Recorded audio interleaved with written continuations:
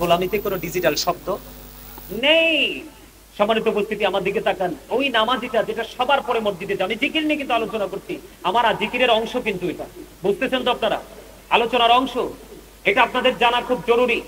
যখন ইমাম সাহেব খুতবা দেওয়ার জন্য মিম্বরে দাঁড়িয়ে যায়, রাস্তা মসজিদের গেটে দাঁড়িয়ে যে ফেরেশতারা 1 2 3 4 করে রোল নাম্বার অনুযায়ী মুসল্লিদের লিস্ট করে, যখন এই ইমাম সাহেব যখন খুতবা দেওয়ার জন্য দাঁড়িয়ে যায়, তখন কিন্তু তার এই নোটবুকটাকে সে বন্ধ করে ইমাম সাহেবের খুতবা শোনার জন্য ওই ফেরেশতারা পর্যন্ত দাঁড়িয়ে যায়। আওয়াজ করে বলেন সুবহানাল্লাহ। কিন্তু আমরা এতটাই হতভাগা, আমাদের এতটাই গেঠা, আমরা ওই সময় মসজিদে উপস্থিত হয়েছি, আজকে যে ফেরেশতাদের নোটবুকে উসিলা হিসাবে যেটা হাসর দিন কাজে লাগবে, সেটা কিন্তু আপনার আমলনামায় আসেনি। আপনি কিন্তু আজকের মুসল্লি হিসাবে যে হাজিরা খাতা, সেটাতে কিন্তু আপনি আসতে পারেননি। তাহলে এটা কি কপাল পড়লো না? জিকির কিভাবে করবেন আমি একটু ট্রেনিং দিয়ে যাই আজকে আপনাদেরকে। বন্ধুরে আমার, হাদিস শরীফের মধ্যে এসেছে, আপনারা আমার প্রাণের নবী জানিয়ে দিয়েছেন, জুমার দিনে তোমরা সবার আগে গোসল করবা। অন্য সপ্তাহে সব দিনের চাইতে উত্তম রূপে। সপ্তাহে 6 দিন যেমনি গোসল করো এমনি নয়। আজকে জুমার দিন, কারণ ঈদুল ফিতর, ঈদুল আযহা, রোজার ঈদ, কুরবানির ঈদ দিনের চাইতে দামি হলো জুমার দিন। বলবনি কেমনে দামি? ওইটা আল্লাহ রাসূল বলতেছে, সালাতুল খামস ওয়াল জুমআতু ইলাল জুমআ ওয়া রমাদানু ইলা রমাদান মুকাফফিরাতুল লিমা বাইনাহুন্না ইযা তুনিবাতিল কাবাইর। আল্লাহ রাসূল বলেছে, 5 ওয়াক্ত নামাজ যদি পড়তে পারো, 5 ওয়াক্ত নামাজের মধ্যে যে গ্যাপ আছে, গ্যাপের গুনার কাফফারা হয়ে যাবে। ফজর থেকে জোহরের গ্যাপ তুমি জোহর পড়লাই, গুনার কাফফারা হয়ে গেল। তবে কবিরা নয়, সগীরা গুনাহ। আমার নবী বলেছেন, আল জুমাতু ইলাল জুমআ, এক জুমা থেকে আরেকটা জুমার মাঝখানে একটি সপ্তাহের গ্যাপ। তুমি যদি এই জুমাটা পরিপূর্ণভাবে যদি পড়তে পারো, আরেকটা জুমা যদি এই পড়ে আগামী জুমাটাও পরিপূর্ণ পড়তে পারো, মাঝখানে একটি সপ্তাহের গুনার কাফফারা হয়ে যাবে, যদি তুমি দুটোটা জুমা সঠিক নিয়মে আদায় করতে পারো। অসুস্থ হয়ে গেছে, আমার কাছে মনে হয় ওয়াজ করতেছি আমি, আর ক্লান্ত হয়ে পড়তেছেন আপনারা। এটা কি হইল? ক্লান্ত হলে চলবে, মাত্র একটি রাত্র, কিছু অংশ, তারপরে তো আমরা আবার আগের জায়গায় চলে যাবো, তাই না? একটু সময় আমি ছেড়ে দিব। আমার যে বাকি আলোচনাগুলো বলেছি ছোট ছোট করে একবারে কোট করে নিয়ে এসেছি। আমার দিকে দেখেন, আল্লাহ রাসূল বলেছেন, রমাদান ইলা রমাদান, এক রমজান থেকে আরেক রমজানের মাঝখানে 300 দিনের পার্থক্য। কতদিন? 300 দিনের একটা ডিসটেন্স। আল্লাহ রাসূল বলেছেন, তুমি এই বছরের রোজা এবং এর পরের বছরের রোজা যদি ঠিক মতো আদায় করতে পারো, তাহলে তোমার মাঝখানে একটি বছরের গুনার কাফফারা হয়ে যাবে। তবে শর্ত হলো কবিরা গুনাহ থেকে বেঁচে থাকতে হবে। বুঝে আসছে? তাহলে এটা জুমার দিনটা সব দিনের চেয়ে দামি, সবচেয়ে উত্তম রূপে গোসল করবেন। আজকের থেকে ডিজিটাল শার্ট, আরেকটা কথা বলে দেই, আমাদের এলাকার ছেলেরা জিন্স প্যান্ট পরে না, এটা টোটাল হারাম। চাইলে দলিল দিতে পারবো, সব দলিল মোবাইলে আছে। আমি আপনাদেরকে আজকে বলি, নারীর পর্দা, নারীদের ফরজ হলো মাথা থেকে পা পর্যন্ত ঢেকে রাখা, আর পুরুষের ফরজ পর্দা ফরজ হলো নাভি বরাবর অথবা নাভির উপর থেকে টাকনুর উপর পর্যন্ত ঢেকে রাখা, এটা ফরজ। আপনি হাজার চেষ্টা করলেও কিন্তু জিন্স প্যান্ট নাভির নিচেই থাকে, ওঠে না। আমি ওইদিকে যাচ্ছি না, অনেক লম্বা, আপনারা অনলাইন থেকে কালেক্ট করবেন। শুধু পোশাক নিয়ে কি আলোচনা কোরআন হাদিসে আসছে। আর আজকে বলে যে একবারে টকটকে লাল জামা কে পরবেন না। আল্লাহ রাসূলকে যখন এক জনৈক ব্যক্তি একটা সালাম দিলেন, নবী সালামের জবাব দিলেন না। আবার দ্বিতীয়বার আরেকটা সালাম দিলেন, নবীজি দ্বিতীয়বার সালামের জবাব দিলেন না। ইয়া রাসূলুল্লাহ, ইয়া হাবিবাল্লাহ, নবী গো, বারবার সালাম দিতে সালামের জবাব কেন দিচ্ছেন না? নবীজি বললেন, সে যে পোশাক পরেছে এটা মাকরুহ তাহরিমি, এটা হারামের অন্তর্ভুক্ত, যেটা শরীয়ত সমর্থন করে না, সাপোর্ট করে না, ওই পোশাক পরেছে, এই জন্য সালাম দেওয়া সুন্নাত, জবাব দেওয়া ওয়াজিব। এত গুরুত্বপূর্ণ হওয়ার পরেও একেবারে টকটকে লাল জামা পরিহিত অবস্থায় দেখার পরে আপনার আমার প্রাণের নবী ব্যক্তির সালামের জবাব দেয়নি। জোরে জোরে বলেন নাউযুবিল্লাহ। আমার দিকে তাকান, যেহেতু প্রসঙ্গটা আসছে, পরে আমি দুটো হাদিস আপনাদেরকে শোনাবো। আমার দিকে তাকান, আল্লাহ রাসূল মসজিদে অবস্থান করতেছে, হঠাৎ করে একটা ব্যক্তি এসে উযু করে নামাজের নিয়ত বাঁধলেন। আমার দিকে তাকান, নামাজের নিয়ত বেঁধে ফেললেন। নবীজি তাকায়া দেখলেন তার পোশাকটা টাকনুর নিচে। নবীজি বললেন, তুমি উযু করে আসো, তার মানে নামাজ ভাঙতে হবে। তিনি নামাজ ভেঙে উযু করতে গেলেন, উযু করে আসলেন, কিন্তু টাকনুর নিচের পোশাকটা এখনো উপরে উঠায় না। আবার এসে তিনি বন্ধ নামাজের নিয়ত বাঁধলেন। আমার নবীজি আবার বললেন, তুমি উযু করে আসো। তিনি দ্বিতীয়বার আবার উযু করতে গেলেন। তৃতীয়বার আবার যখন আমার নবী তাকে বললেন তুমি ওযু করে যাও, ওযু করে আসো। আরেকজন নবীকে প্রশ্ন করলেন, ইয়া রাসূলুল্লাহ, ইয়া হাবিবাল্লাহ, নবী গো বারবার কেন বলছেন গো তাকে ওযু করার জন্য? আমার নবী বলেছেন কিয়ামত পর্যন্ত সে নামাজ পড়তে পারবে, নামাজ জিকির করতে পারবে, জিকির আল্লাহ পর্যন্ত পৌঁছাবে না। কারণ আল্লাহ পবিত্র কালামে হাকিমের মধ্যে বলেছে, হাবেশরা ভুল হলে বলবেন, ইয়া বানি আদম কদ আনজালনা আলাইকুম লিবাসান ইউয়ারি সাওআতিকুম ওয়ারিশান ওয়া লিবাসুত তাকওয়া যালিকা খায়র। জোরে জোরে বলেন আল্লাহু আকবার। আসেনি রে? আল্লাহ রাব্বুল আলামিন আদম সন্তানকে সুন্দর করে বানাইছে, তাকে আরো বেশি সুন্দর রাখার জন্য তার জন্য পোশাক দিতে। একটা হলো প্রতিনিয়ত লজ্জাস্থান ঢাকার পোশাক, আরেকটা দিতে সাজের পোশাক, আরেকটা দিল তাকওয়ার পোশাক। আল্লাহ বলতেছেন সবচেয়ে উত্তম পোশাক হলো আল্লাহর কাছে তাকওয়ার পোশাক, যেটা পুরুষের উপর দিয়ে থাকবে নাভি বরাবর অথবা উপরে, আর নিচের দিক দিয়ে থাকবে টাকনোর উপরে। সুবহানাল্লাহ বলেন না কেন? পরবেন নি পোশাক, লুঙ্গি বলেন, প্যান্ট বলেন, ট্রাউজার বলেন, পায়জামা বলেন, হুশ করে পরবেন। আজকে বলে গেলাম, এদিক দিয়ে রাখবেন নাভি বরাবর অথবা নাভির উপরে, নিচের দিক দিয়ে রাখবেন ঠাকুর উপরে, অন্যথায় আপনি নামাজ পড়তে পারবেন। বুখারীতে আরেকটা হাদিস এসেছে একেবারে সিম্পল ছোট। আমার নবী বলেছেন যে ব্যক্তি অহংকার করে করে লুঙ্গি বলেন, প্যান্ট বলেন, পায়জামা বলেন, ট্রাউজার বলেন, যেটাই বলেন টাকুর নিচে ঝুলিয়ে ঝুলিয়ে পড়বে, নবীজি বলেছেন তার ঠিকানা হলো জাহান্নাম। আরো জোরে বলেন তো নাউযুবিল্লাহ। তাহলে শুধু জিকির করলেই চলবে না, আমাদের মধ্যে দেখবেন 5 ওয়াক্ত নামাজও ঠিক, মিছা কথাও ঠিক। আমাদের মধ্যে দেখবেন 5 ওয়াক্ত নামাজও ঠিক, সুদও ঠিক। আমাদের মধ্যে দেখবেন 5 ওয়াক্ত নামাজও ঠিক, পরের হক নষ্ট করাও ঠিক। আছে না নাই? তার কারণ হলো আপনারটা মানবো না আল্লাহরটা মানবো। আল্লাহ সূরা আনকাবুতের মধ্যে বলেছে, ইন্না সালাতা তানহা আনিল ফাহশাই ওয়াল মুনকার, নামাজ মানুষকে খারাপ কাজ থেকে বাঁচায় রাখে। এখন আপনি নামাজও পড়লেন, খারাপ কাজও করলেন, আপনার খারাপ কাজই হলো, নামাজটা হলো না। কথা কি বুঝে আসছে? কথা বুঝতে পারছেন? আমি পোশাক নিয়ে আলোচনা করব না, দুটো হাদিস শোনাবো আপনাদেরকে জুম্মার দিন নিয়ে। আল্লাহ রাসূল বলেছেন, কেউ যদি জুমার দিনে উত্তম রূপে গোসল করে, লম্বা সুন্দর পাঞ্জাবি পরবেন, সবার ঘরে আছে না নাই? দুলা সাজবেন প্রত্যেকটা জুমার দিনে, রাসূল বলেছেন আতর লাগাবেন, হেঁটে হেঁটে হেঁটে হেঁটে মসজিদে যাবেন, সবার আগে গিয়ে মসজিদে প্রবেশ করবেন, আপনার আমল নামায় ওট কুরবানির সওয়াব দেওয়া হবে। আল্লাহ রাসূল বলে দিয়েছেন, কেউ যদি জুমার দিনে সবার আগে যদি মসজিদে প্রবেশ করতে পারো এবং সবার পরে যদি একেবারে সবার পরে যদি তুমি মসজিদ থেকে বের হতে পারো, তোমার বাড়ি যাইতে যতগুলো কদম লাগবে, মানে কাইক লাগবে, কি লাগবে? তোমার বাড়ি যাইতে যতগুলো কায়িক লাগবে, কদম লাগবে, প্রত্যেকটা কদমের বিনিময়ে বিনিময়ে তোমার আমল নামায় 1 বছরের নফল ইবাদতের সওয়াব দেওয়া হবে। বুঝছেন? দিক তার মানে যার বাড়ি যত দূরে সে তত বেশি নিয়ামতের। এটা হলো জুম্মার দিন। কোন দিন? আর এমনি সচরাচর যে আমরা নামাজ পড়ি সেই নামাজের ফজিলত, সেটাও কিন্তু জিকির বলেছিলাম, মনে আসেনি? নামাজও কি, হজও কি, কাউকে ভালো কাজের জন্য ডাকাও কি, কাউকে খারাপ কাজ থেকে বারণ করাও কি, সুবহানাল্লাহ বলা কি? আমার কথা বলেন না কেন? বুঝতে করতে হবে তো, নাহলে বাদ গেলে ভুলে যাবেন আবার। সুবহানাল্লাহ বলা কি, আলহামদুলিল্লাহ বলা কি, লা ইলাহা বলা কি, আল্লাহু আকবার বলা কি? তাহলে জিকির সম্পর্কে পরিপূর্ণ ছোট্ট একটা বিষয় পাইলেন তো? কথা বলে না? এবার আসেন বন্ধু, নরমাল আমরা 5 ওয়াক্ত নামাজ পড়ি। আমার নবী শীতের দিনে বের হলেন, হাদিসের রাবী হলেন হযরতে আবু যর রাদিয়াল্লাহু তাআলা আনহু। আমার নবীজি শীতের দিনে বের হলো। শীতের দিনে দেখেন না না গাছের পাতা ধরে কি ধরে না?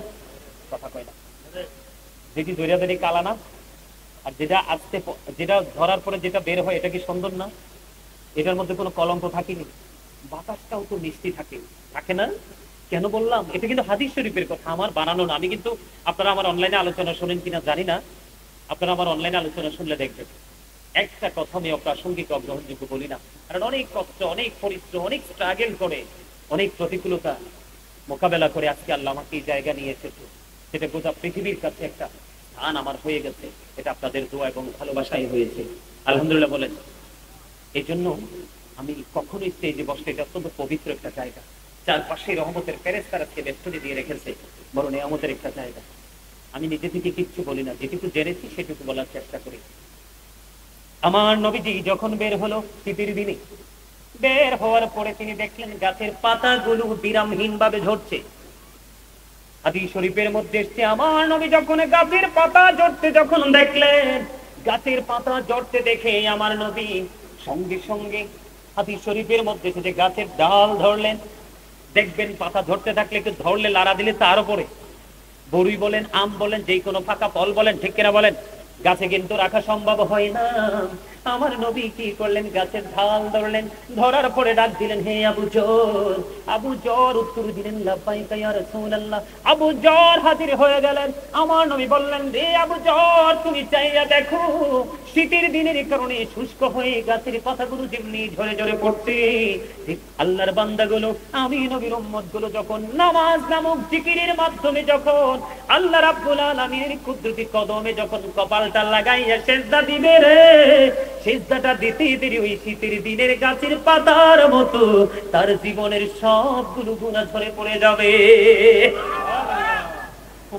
আমি বুঝাইতে বুঝাইতে একবারে টায়ার্ড হয়ে যাইতেছি, আপনারা রিল্যাক্সে বসে সুবহানাল্লাহটা কর না। আমি একটু আগে বললাম সুবহানাল্লাহটা জান্নাতের মেহমানদের খাবার।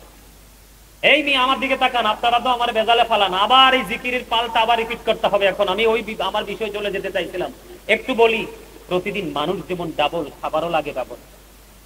কি পৃথিবীর খাবার কিন্তু যে কোনো জায়গায় গেলে পাওয়া যায়, দেখবেন এক গ্লাস পানি অথবা নরমাল দুটো বিস্কিটও দেয়, এটা দেহের খাবার। কিন্তু রুহের খাবারটা যে কোনো জায়গায় পাওয়া যায় না, রুহানিয়াতের মানুষ ছাড়া। আজকের জায়গাটা হলো রুহানিয়াতের বাজার করা। আপনারা জানেন এটা একটা শপিং সেন্টার। আজকের জায়গাটা পৃথিবীর কোনো শপিং না, আখিরাতের শপিং করার জায়গা হলো এটা। সুবহানাল্লাহ বলেন না? ব্রেইনে সেট আপ দিবেন, একটু পর থেকে এটাকে আমল করার চেষ্টা করবেন, তাহলে এই ধন্য দেহেরটাও মিলে গেল, রুহেরটাও মিলে গেল। তাহলে জিকিরে লাভ না লস? আয়োজনে করবো আমরা জিকির করবো তো। জিকির কিন্তু কোরআন শরীফ একটা আনলে ভালো আছে, আর কি একটা ব্যবস্থা করতে পারবা নি? কোরআন শরীফ মনু মোবাইলে হইবে না, একবারে জেনুইন কোরআন শরীফ একটা নিয়ে আসো তো। যাও, এলাকার কে আসো, বাড়িতে একটা ঘর থেকে একটা নরমাল কোরআন শরীফ নিয়ে আসো। যাও, মক্তব থেকে হোক, কারো ঘর থেকে হোক, একটা কোরআন শরীফ আমার জন্য নিয়ে আসো। আমার মোবাইলে তো আছে কোরআন শরীফ, কিন্তু এনতে তো তেলাওয়াত করবো না, বেনিফিট নাই তো। হেনতে কইলে লাভ হইতো না, হেনতে কইলে লাভ হইতো। সুবহানাল্লাহ বলেন। আচ্ছা, এখন আমি আপনাদেরকে বলি, আমি কিন্তু একটা আয়াত নিয়েছি পবিত্র কালামে হাকিমের 29 পারা মনে হয় সম্ভবত, একবারে লাস্ট থেকে। ইয়া আইয়ুহাল্লাযীনা আমানু ও আনফুসাকুম ওয়া আহলিকুম নারা। আল্লাহ বলেছেন, O believers, save yourself and your families from the fire. Allah রাব্বুল আলামিন ঈমানদারদেরকে ডেকে বলেছেন, তোমরা জাহান্নাম থেকে, তুমি জাহান্নাম থেকে বাঁচো এবং তোমার পরিবারকেও বাঁচাও। ওমা আল্লাহ গো, সুবহানাল্লাহকে তো দ্বন্দ্ব শুরু হইতে কিনলে, এতক্ষণ তো ভালাই আছিলেন সবাই। আরো জোরে কন্যা সুবহানাল্লাহ। এত সকালে ঘুমাইলে হইব? আমার মনে আছে আমি যখন ছোট ছিলাম, আমাদের গ্রামে তো আর এইভাবে মাহফিল হতো না। ওই ফিরাতুলে মাহফিল হইতো, আমাদের পাহাড়পুর মসজিদ মাঠে মাহফিল হইতো, ওই আনন্দ করে মাহফিল হইতো। বিকাল বেলায় তো হাইতে হেঁটে গেতাম মাহফিলে, দেখতে যে বসে থাকতাম, গজল গাইতাম। এই যে মানসিকতাটা এখন কোথায় গেল ছেলেদের? একবারে চলে গেছে। মোবাইল ধ্বংস করে দিয়েছে আমাদের, একেবারে আমাদেরকে ধ্বংস করে দিয়েছে মোবাইল। আপনারা জানেন না, ইহুদি নাসারারা তাদের সন্তানকে জেনুইন শিক্ষা দিচ্ছে, আর আমাদের সন্তানদের হাতে তুলে দিচ্ছে ফেক শিক্ষা। বুঝেন না? না ভুল বললাম? আল্লাহ রাব্বুল আলামিন পবিত্র কালামে হাকিমে বলতেছে, ইন্নাল কাফিরিনা কানু লাকুম আদুওয়াম মুবিনা। আল্লাহ বলতেছেন, the heretics are the eternal enemy of the believers. ঈমানদারদের প্রকাশ্য শত্রু হলো বেঈমান কাফিররা। আমার কথার দিকে মন নাই। আচ্ছা, এদের কোরআন শরীফটা আনতে কইছি, বাদন নিরে তুই বাদর। এই দুটোটারে ছোট থাকতে আমি পড়াই গেছিলাম, খুব আদর করে বাবুল কাকার ছেলে বাদন রাখি ছোট থাকে। তো যেটা বলতে চাইছিলাম, খেয়াল করছেন? আল্লাহ বলতেছে, বেঈমান কাফেরেরা ঈমানদারদের প্রকাশ্য শত্রু, দুশমন। এখন আমাদের সন্তানরা কিন্তু দুশমনদের সাথে কি হয়ে গেছে? মিলেমিশে একাকার হয়ে গেছে। আমাদের মধ্যে কি সেই কোন ধরনের ফিলিংস আছে? আছে? নেই। কেন নাই? কারণ আমরা আমাদের দায়িত্ব থেকে সরে যেতে চাই। কিন্তু আপনি যদি সরে যেতে চান, কিন্তু আল্লাহ আপনাকে ছাড়বে না। আমার দিকে তাকান, এদিকে তাকান, সবাইকে বলছি আমার দিকে তাকান। বাবা হয়েছেন, শুধু বাবা হয়ে নাচলে চলবে না। আল্লাহ রাসূল বলেছেন, আদিবু আওলাদাকুম আলা সালাতি খিসালিন হুব্বি নবিকুম ওয়া হুব্বি আহলি বাইতিহি ওয়া আলা কিরাআতিল কুরআন। আল্লাহ রাসূল বলেছেন তোমরা তোমাদের সন্তানদেরকে তিনটি বিষয় শিক্ষা দাও। একটা হলো হুব্বি নবীকুম, নবীর মহব্বত, teach the love of the prophet. দুই নাম্বার হচ্ছে হুব্বি আহলে বাইতিহি, নবীর পরিবারের ভালোবাসা শিখাও, টিচ ফ্যামিলি লাভ। তারপরে বলেছেন কোরআন তেলাওয়াত শিখাও, learn to recite the holy Quran. তোমরা তোমাদের সন্তানদেরকে কোরআন তেলাওয়াত শিখাও। আজকে কি আমাদের সেই শিক্ষা আছে? এই যে আমার নানা কইতাছে ফেসবুক আছে। আপনি দেখেন আপনার সন্তানকে আগে নবীর প্রেম শিখাতে হবে, তারপরে শিখাতে হবে নবীর পরিবারের ভালোবাসা, কারণ নবী এবং নবীর পরিবারের ভালোবাসা দুটোই আমাদের জন্য ফরজ। যাবেন কোথায়? বাঁচার কোনো রাস্তা নাই। আমি যতটুকু জানি আজকের মাহফিলটা আপনাদের মসজিদের উদ্যোগে হয়েছে না? কথা কয় না। বাবুল কাকাটাকে আইপিএস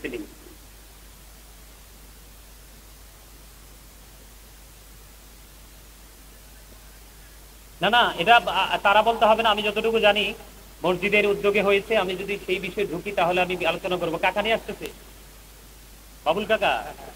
কাকা একটু কুইকলি আসেন। না না না, বাবুল কাকাই, বাবুল কাকা, বাবুল কাকাই।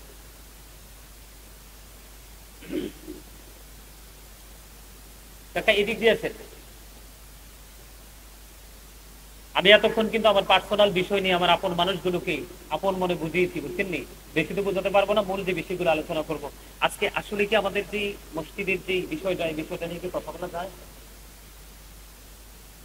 আপনারা সবাই একমত মসজিদের বিষয়টা নিয়ে আলাপ করা যাবে? মেম্বার কাকা তো আছে এখানে, আপনারা দেখছেন তো আমি দীর্ঘ 7.5 মাস সময় দিয়েছি আমার গ্রামের মসজিদে। মসজিদ কিন্তু হয়ে গেছে, হয়ে গেছে না? কিন্তু সময় লাগবে, হিসাব করছি মূলত 5 মাস সময়, আসা যাওয়া সময় লাগছে 7.5 মাস। বাংলাদেশের ইতিহাসে নজির। আমি কিন্তু এখানেই মসজিদ করছি এমনটি নয়, আমি করছি বললে ভুল হবে, আল্লাহ আমাকে দিয়ে করাইছে, এই হাতগুলোকে আল্লাহ হয়তো কবুল করছে। আমি কিন্তু আরেকটা মসজিদ করেছি অত্যন্ত দৃষ্টিনন্দন, সেটা হলো জাগুরজুলি বিশ্ব রোডে। আপনার যদি কখনো যাওয়া হয় বিশ্ব রোড থেকে বাংলা বাজারের দিকে যাইতে একটু সামনে গেলে দেখবেন হাতের বাম দিকে 2 রাস্তার মোড়ে একটা মসজিদ হয়েছে, ঢুকলে চোখ শীতল হয়ে যাবে। মাত্র 1 বছর সময় নিয়ে মসজিদটা করেছে ওখানে। আমার জীবনে আল্লাহ আমাকে দিয়ে অনেক কিছু করাইছে, আরো কিছু করার প্রত্যাশা করছি। তো আপনারা যারা আছেন এই গ্রামের মহল্লার এবং দূর থেকে যারা মেহমান আসছেন, আপনারা কি চান আমি একটু মসজিদ নিয়ে কথা বলি? ওই যে বলেছি save your self and your family from the fire. আমিও বাঁচবো, আমার পরিবারকেও বাঁচাবো, আপনিও বাঁচবেন, আপনার পরিবারকেও বাঁচাবেন। বাঁচাতে হলে কিন্তু আপনার ঈমান আমল সবই লাগবে। কথা বলে না?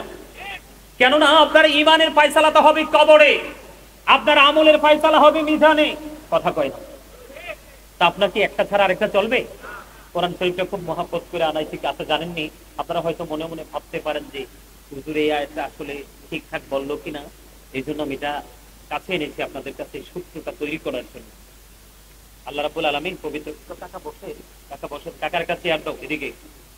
আল্লাহ রাব্বুল আলামিন কি বলতেছে দেখেন, বিসমিল্লাহির রহমানির রহিম,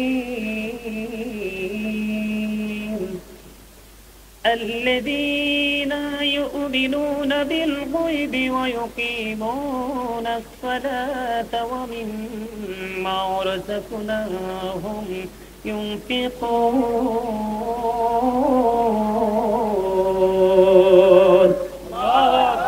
আরো জোরে, আরো জোরে, আরো জোরে। জিকির না, জিকিরেতে মৌলা রাজি দিল হবে রোশন, জিকিরেতে মৌলা রাজি দিল হবে রোশন। আল্লাহু আল্লাহু জিকির করো সর্বক্ষণ, বলেন আল্লাহু আল্লাহু জিকির করো সর্বক্ষণ। আরে শিখিয়ে দেই তো কইতে পারেন না। আলহামদুলিল্লাহ বলে আল্লাহ বলতেছে সূরা বাকারার একবারে শুরুতে, সাবধানী ওরাই। কারা সাবধানী? ঈমানদার ওরাই। কারা ঈমানদার? আল্লাহ বলতেছেন যারা অদৃশ্যে বিশ্বাস করে, মানে গায়েবকে যারা বিশ্বাস করে। এরপরে আল্লাহ বলেছেন যে ওয়ায়ুকিমুনাস সালাতা, আল্লাহ রাব্বুল আলামিন বলেছেন ওয়ায়ুকিমুনাস সালাত, যারা সালাত কায়েম করে। এরপরে আল্লাহ বলেছেন ওয়ামিম্মা রাযাকনাহুম ইউনফিকুন, আল্লাহ যে আপনাকে আমাকে সম্পত্তি দিয়েছে, কি দিয়েছে? সম্পত্তি দিয়েছে, দৌলত দিয়েছে, আছে না? কথা কয় না। কেউ আছে ফুল, কেউ আছে জি, কেউ আছে জমি, কারো আছে গাছ, কারো আছে সোনা গয়না, কারো আছে পুকুর ভরা মাছ, আছে না নাই? সবকিছু মিলিয়ে তো দৌলত। সম্পদ, তাই তো? এই সম্পদ যে আল্লাহ দিয়েছে তা থেকে আল্লাহর সন্তুষ্টির জন্য আল্লাহর পথে ব্যয় করতে পারলেই 100% ইমানদার। সুবহানাল্লাহ কয় না? আরে জোরে! আপনারা কি কিছু বুঝছেন? হ্যাঁ, আলহামদুলিল্লাহ। আর কি কোরআন শরীফ থেকে আর দলিল দিতে হবে নাকি আরো আরো দেখে দেখে দিব? আপনাদেরকে বোঝানোর জন্য, ইমানদার যারা তাদের বোঝার জন্য একটাই যথেষ্ট। এটার মধ্যে কিন্তু সব লুকায়িত আছে। আপনি আমি 100% হতে হলে আমাদেরকে বিশ্বাস করতে হবে, সালাত কায়েম করতে হবে, আল্লাহ যে দৌলত দিয়েছে, সম্পদ দিয়েছে, আল্লাহর সন্তুষ্টির জন্য দান করতে হবে। সুবহানাল্লাহ বলেন না? বন্ধুরে আমার, আব্দুল্লাহ ইবনে মাসউদ রাদিয়াল্লাহু তাআলা আনহু থেকে হাদিস কানা বর্ণিত, বুখারী এবং মুসলিম শরীফের মধ্যে এসেছে। বন্ধু আমার নবী, আজকে যেমনি আমি আপনাদের সামনে আলোচনা করতেছি, আমার নবী যখন আলোচনা করতেন সাহাবায়ে কেরাম বন্ধু এমন ভাবে নবীজির কথা মনে দিয়ে শুনতেন। আমি একটু একটু প্র্যাকটিক্যালি দেখাই। হাদিস শরীফের মধ্যে এসেছে নবীজির কথার প্রতি তাদের মনোযোগ এত বেশি থাকতো রে, তারা ঘাড়টাকে এমন ভাবে নিচু করতো মনে হতো যেন ঘাড়ের পক্ষীটা বসে গেছে। এতটাই মনোযোগের সহকারে তারা আলোচনাগুলো শুনতো নবীজির, কারণ এগুলোই তাদের জন্য ছিল অনুসরণীয় এবং অনুকরণীয়। জোরে জোরে কন্যা সুবহানাল্লাহ।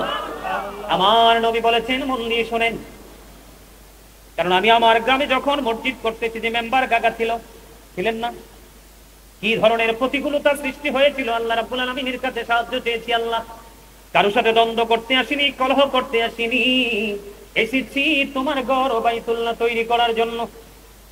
অনেক প্রতিকূলতা সহ্য করেছি, তার কারণ আমার মধ্যে একটা লোভ কাজ করেছিল। কি কথা কয় না? আরে কথা কয় না, লোভ বুঝেননি? লোভ কিন্তু সব লোভ খারাপ না। আমি যে লোভটা করছি টাকা, এটাকে খারাপ না? না, এটাকে খারাপ। এই ধরনের লোভ থাকা ভালো। আমার মধ্যে একটা লোভ ছিল বন্ধু। বলে হুজুর কেমন লোভ? হযরতে আব্দুল্লাহ ইবনে মাসউদ রাদিয়াল্লাহু তাআলা আনহু থেকে বর্ণিত এই হাদিসখানাও বুখারী শরীফের মধ্যে একই রাবী থেকে বর্ণিত হাদিস। আমার নবী বলতেছে, পৃথিবীর বুকে যদি কেউ একটা মসজিদ বানায়, আল্লাহ রাব্বুল আলামিন ঠিক সেম ঘর তার জন্য জান্নাতে বানিয়ে দিবে।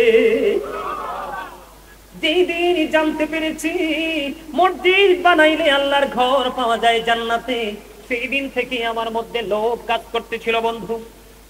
সুবহানাল্লাহ বলেন না? এই লোভের শেষ পর্যন্ত সে মসজিদের শেষ, তাও খুবই অল্প সময়ের মধ্যে, ঠিক কিনা বলে? আপনি যেই রকম ঘর পৃথিবীর বুকে বানাবেন, আমার নবী বলে দিয়েছেন আপনার জন্য জান্নাতে সেই রকম ঘর বানানো হবে। চট্টগ্রাম থেকে আমার এক ভক্ত ফোন দিল, যখন মসজিদের কাজটা চলমান। উনি ফোন দিয়ে বলতেছে, হুজুর আমি জানি আপনি ভাড়া বাসায় থাকেন, নিজের বাসায় থাকেন না, কিন্তু আপনি মসজিদে নেমেছেন, লক্ষ লক্ষ টাকা পায়, অর্ধ কোটি টাকা চলে যেতে পারে বা তারও বেশি যেতে পারে। আপনি ভাড়া বাসায় থেকে মসজিদ করতেন, ব্যাপারটা বুঝলাম না। তখন আমি কনফিডেন্টলি তাকে উত্তর দিয়েছিলাম, আমি ভাড়া বাসায় থাকলেও আমার মরণ, নিজের ঘর বানায়া থাকলেও আমাকে মরণ মৃত্যুবরণ করতে হবে। আমার মৃত্যু কিন্তু নিজের বাড়িতে থাকলে এটাকে বাড়ি কিন্তু প্রতিরোধ গড়ে তুলতে পারবে না, ঠিক কিনা বলে? আমি বলেছি আমি ভাড়া থাকলেও মরতে হবে, নিজের বাসায় থাকলেও মরতে হবে। আমি চাই আমার মরার পরে যেন আমি আল্লাহর কাছ থেকে একটা ঘর গিফট পাই। উত্তরটা তিনিকে সেইভাবে দিয়েছিলাম বন্ধু। আমি আপনাদেরকে সেই মানসিকতা নিয়ে কাজ করতে বলবো। বলে হুজুর কেন বলবো?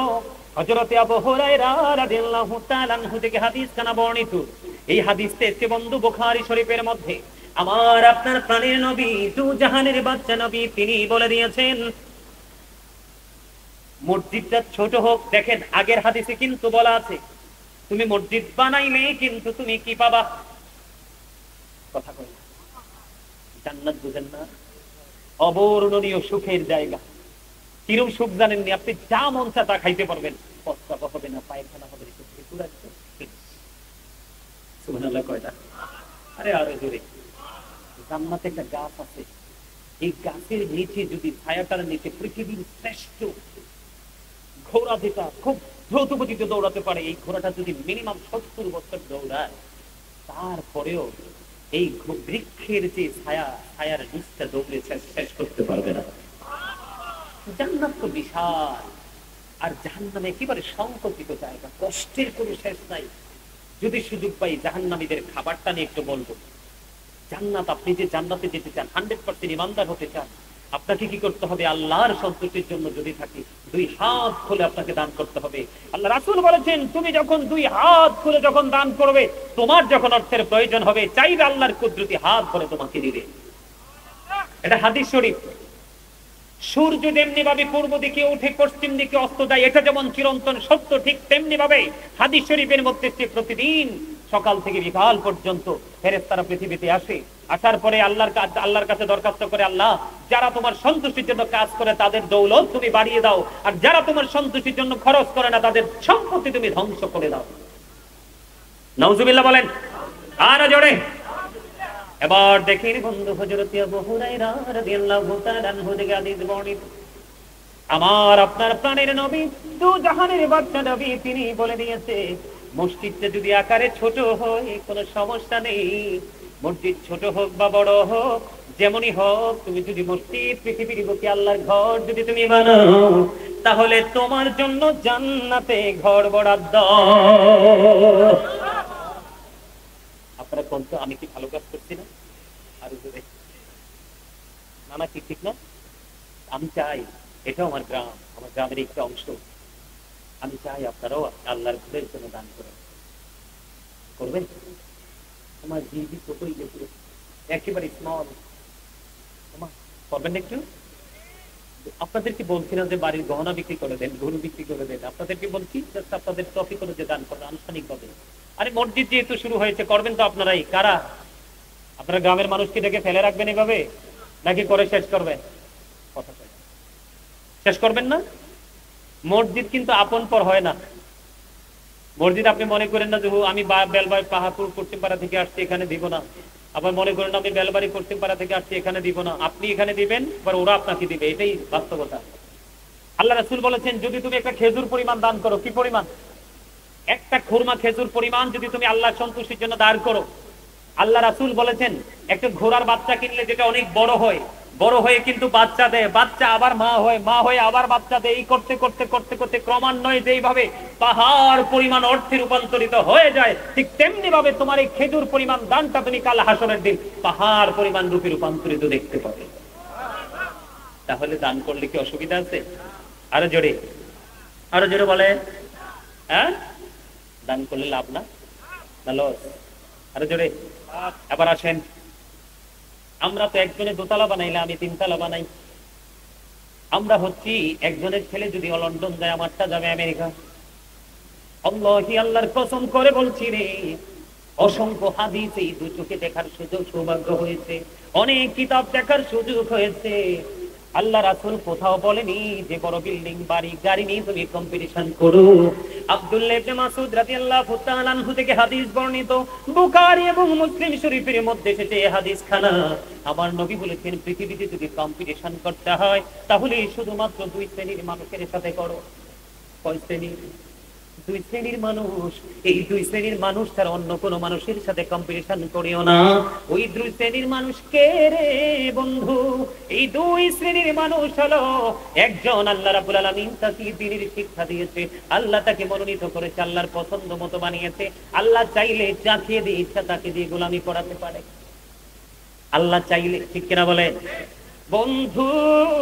আমার নবী বলেছেন, ওই সমস্ত মানুষগুলো যারা ছেড়ে দ্বীনের শিক্ষা অর্জন করেছে, তাদের শিক্ষা থেকে সমাজের মধ্যে, জাতির মধ্যে আলো ছড়িয়ে যায়।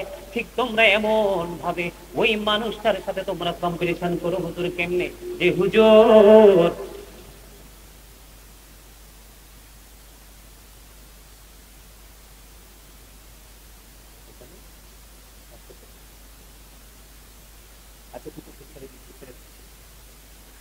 সম্মানিত উপস্থিতি, তখন আমার নবী বলেছেন, হুজুর,